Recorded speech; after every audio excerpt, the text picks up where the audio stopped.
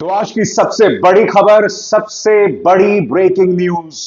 सैफ अली खान पर जिस शख्स ने हमला किया था वो आखिरकार पकड़ा गया है। दोस्तों, आपके सामने ये वो शख्स है, मुंबई पुलिस के मुताबिक, जिसने रात को करीब 2 से ढाई बजे के बीच सैफ अली खान पर हमला किया था। एक चाकू से 6 बार वार किया था। और मैं आपको बतलाना चाहूंगा, वार इतना गंभीर था कि चाकू का एक टुकड़ा सैफ अली खान की पीठ में जाकर धंस गया था, जिसे पुलिस ने ऑपरेशन के बाद निकाला था। पुलिस ने आखिरकार इस शख्स को पकड़ लिया है। मगर मैं आपको बतलाना चाहूंगा दोस्तों कि पकड़ने से पहले जबरदस्त ड्रामा हुआ है। मसलन, पुलिस अभी यह दावा कर रही है कि यह शख्स, जो कि बांग्लादेशी हो सकता है, इस घटना के लिए जिम्मेदार है। मगर उससे पहले इस शख्स को भी हिरासत में लिया गया था। इसे दुर्ग छत्तीसगढ़ से पकड़ा गया था। यह शख्स जो मुस्कुरा रहा है, पुलिस की गिरफ्त में है।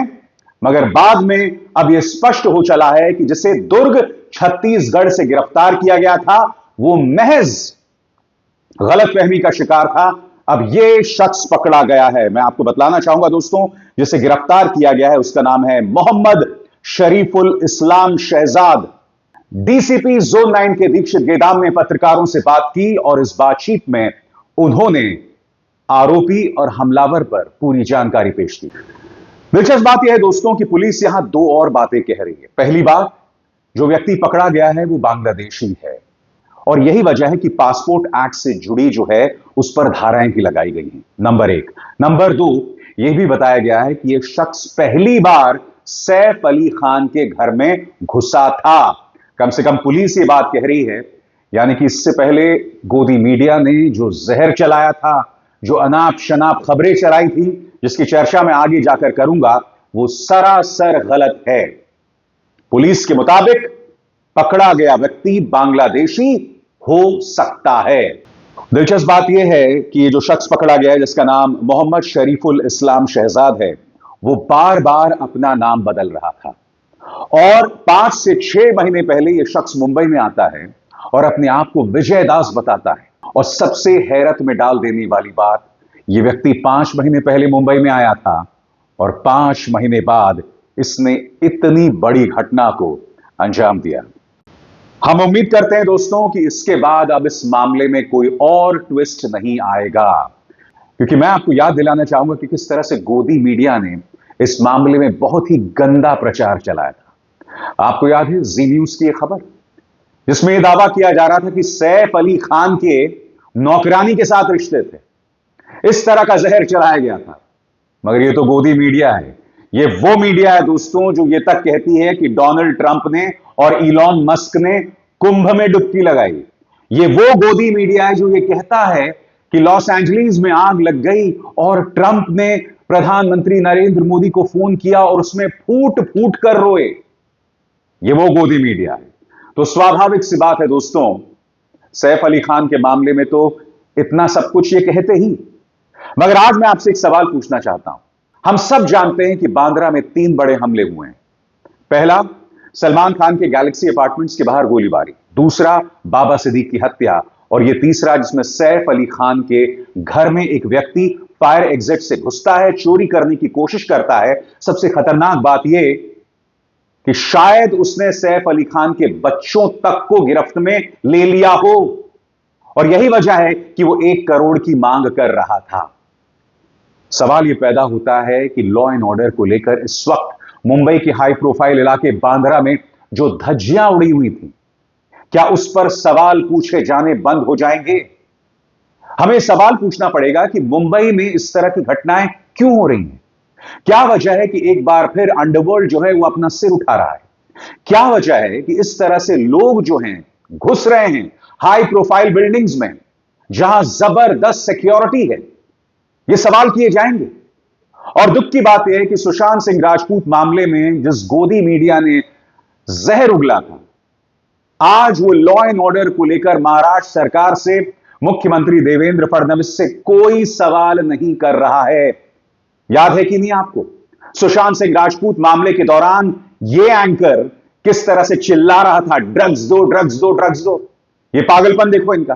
ड्रग दो, ड्रग दो, ड्रग दो, ड्रग दो, ड्रग दो, मुझे ड्रग दो, मुझे ड्रग्स दो, मुझे ड्रग दो, मेरे लिए गांजा लाओ। बात वहां नहीं रुकती। याद कीजिएगा, जब दीपिका पादुकोण को पूछताछ के लिए बुलाया गया था, तब आपको याद होगा किस तरह के पागलपन, किस तरह की वाहियात पत्रकारिता का परिचय एक रिपोर्टर ने दिया था। चिल्ला रही थी, दीपिका तुमने ड्रग्स क्यों लिया? याद है कि भूल गए आप? तो यह सब ड्रामा हो रहा था सुशांत सिंह राजपूत के दौरान। क्यों? क्योंकि बिहार में चुनाव होने वाले थे। मुद्दा सुशांत सिंह राजपूत नहीं था। मुद्दा यह था कि सुशांत सिंह राजपूत के जरिए महाराष्ट्र पर निशाना साधा जाए, वहां की सरकार को अपदस्थ किया जाए, क्योंकि तैयारी वहीं से शुरू हो गई थी।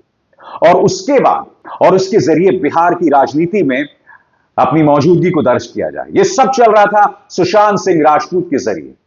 आज किसी भी गोदी मीडिया ने यह सरल सा सवाल नहीं उठाया अपने किसी प्राइम टाइम डिबेट में कि यह सब हो क्या रहा है।